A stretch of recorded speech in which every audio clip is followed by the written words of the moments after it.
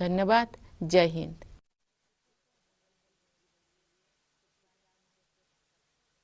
My dear fellow citizens, Namaskar.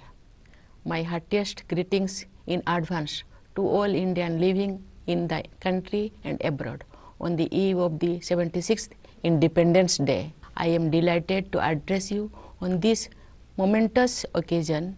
India is completing 75 years as an independent nation. 14 August is observed as Partition Horrors Remembrance Day, so as to promote social harmony, unity and empowerment of people. Tomorrow marks the day when we had freed ourselves from the shackles of colonial rulers and decided to reshape our destiny. As all of us celebrate the anniversary of that day, we vow to all those men and women who made enormous sacrifices to make it possible for us to live in a free India. It is a cause of celebration not only for all of us, but also for every advocate of democracy around the world. When India won independence, there were many international leaders and experts who were skeptical about the success of democratic form of government in India. They had their reasons to be doubtful. In those days, democracy was limited to economically advanced nations. India, after so many years of exploitation at the hands of foreign rulers, was marred by poverty and illiteracy. But we Indians proved the skeptic wrong. Democracy not only grew roots in this soil, it was enriched too. In most other well-established democracies, women had to wage long drawn struggle to get the right to vote. But India adopted universal adult franchise right since the beginning of the Republic. Thus, the makers of modern India enabled each and every adult citizen to participate in the collective process of nation building. Thus, India can be credited to have helped the world discover the true potential of democracy. I believe this was not a coincidence. At the beginning of civilization, saints and seers of this land had developed a vision of humanity that was defined by equality of all, indeed oneness of all. The great freedom struggle and its leader like Mahatma Gandhi rediscovered our ancient values for modern times. Then it is no wonder our democracy has Indian characteristics. Gandhiji advocated decentralization and power to the people. For 75 weeks, now the nation has been commemorating these noble ideas that won us freedom. In March 2021, we began the Azadi Ka Amrit Mahotsav with the reenactment of the Dandi March. This way, our celebration began with a tribute to that watershed event which had put our struggle on the world map. This festival is dedicated to the people of India. Based on the success achieved by the people, the resolve to build Atmanirbhar Bharat is also a part of this Mahotsav. Citizens from all age groups have keenly participated in a series of events held across the country. This grand festival is going ahead with the Har Ghar Triranga Abhiyan. The Indian tricolors are fluttering in every nook and corner of the country. Great martyrs would have been thrilled to see the spirit of the independence movement coming alive again on such a massive scale. Our glorious freedom struggles was waged bravely across the vast territory of our country. Many great freedom fighters did their duty and passed on the torch of awakening, leaving little trace on their heroic deeds. Forgotten for long were many heroes and their struggles, especially among the peasants and tribal population. The government's decision last year to observe 15th November Janajatiya Gaurav Divas is welcome because our tribal heroes are not merely local or regional icons, but they inspire the entire nation. Dear citizens, for a nation, particularly an ancient one such as India, the passage of 75 years is merely a blink of an eye. But For us and individuals, it is a lifetime. Senior citizens among us have witnessed a dramatic change in their lifetime. They have seen how, after independence, all the generations have toiled hard, how we met great challenges, and how we have taken charge of our destiny. The lessons learned in the process will prove useful as we move towards the next milestone in the journey of the nation, the Amrit Kal, the 25 years to be celebration of the centenary of our independence. By the year 2047, we will have fully realized the dreams of our freedom fighters.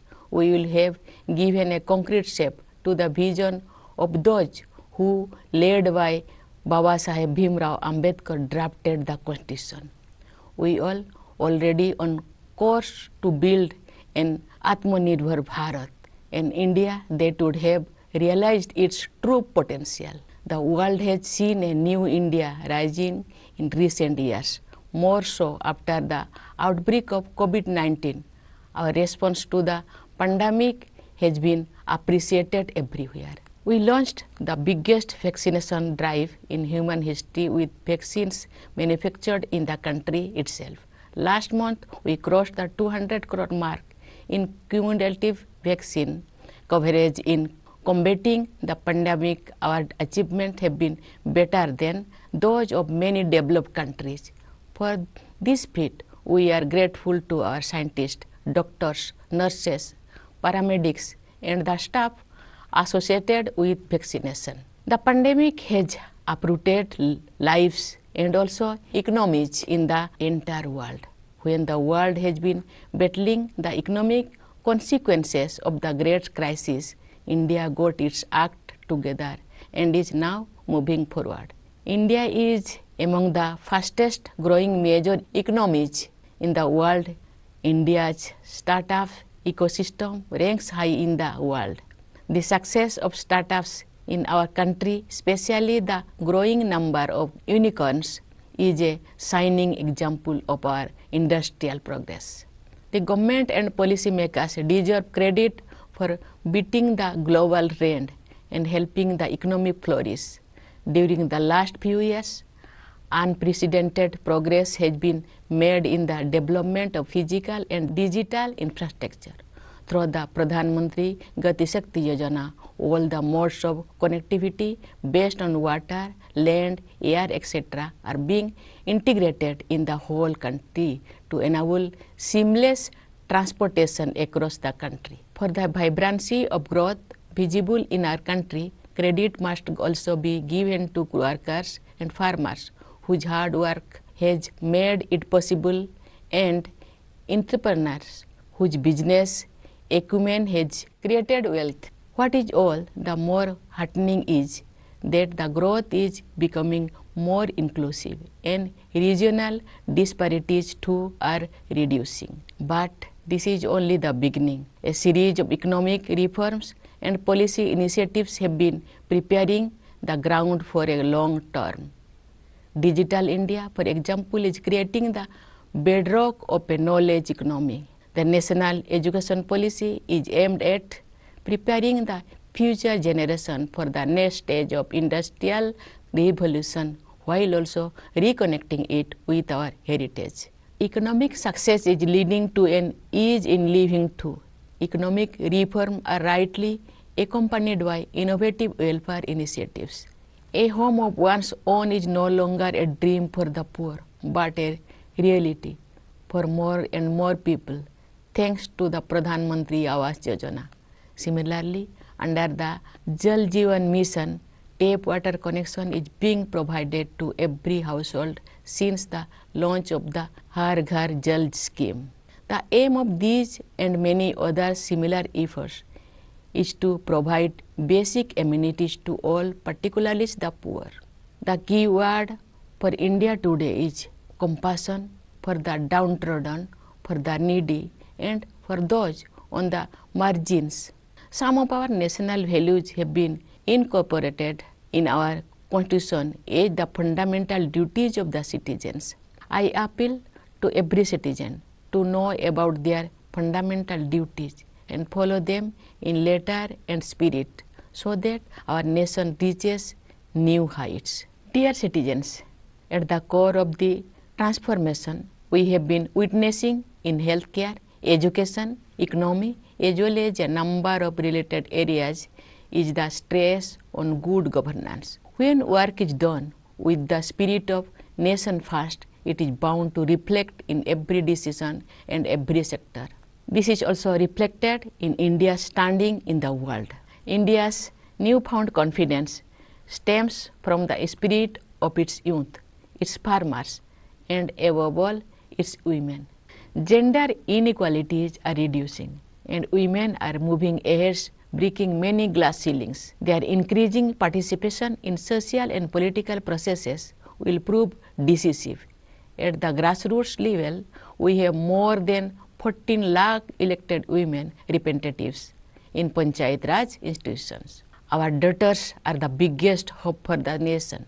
Some of them brought laurels for the country in the recent held Commonwealth Games. Of course, India's sportspersons have been making the country proud by their performance in international competitions. A large number of our winners come from underprivileged segments of society. From becoming fighter pilots to space scientists, our daughters are scaling great heights. Dear citizens, in celebrating Independence Day, we are celebrating our Bharatiyata. Our country is full of diversity, but at the same time, we all have something in common. It is this common thread which binds all of us together and inspire us to work together with the spirit of Ek Bharat Shrestha Bharat. India is a very beautiful country, also because of its mountains, rivers, lakes and forests, and the animals and birds that live in such landscape. When the environment is facing new challenges, we must remain determined to preserve all that makes India beautiful. Conserving water, soil and biodiversity is our duty towards our children. Caring for Mother Nature has been part and parcel of Indian culture. With our traditional lifestyle, we Indians can show the way to the rest of the world. Yoga and Ayurveda are India's invaluable gift to the world. Their popularity is on the rise all over the globe. Dear fellow citizens, our beloved country has given us everything we have in our life. We should pledge to give everything we can for the sake of safety, security, progress and prosperity of our country. Our existence will become meaningful only in building a glorious India.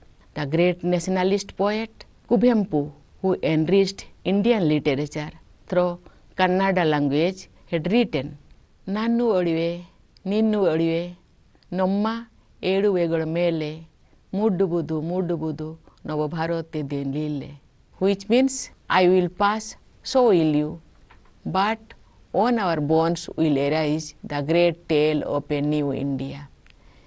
This is a clarion call of the nationalist poet for making total sacrifice for the motherland and upliftment of fellow citizens. To follow these ideals is my special appeals to the youth of the country who are going to build the India of 2047.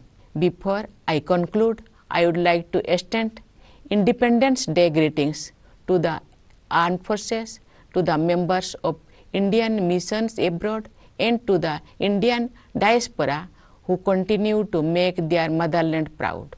My best wishes to all of you. Thank you. Jai Hind.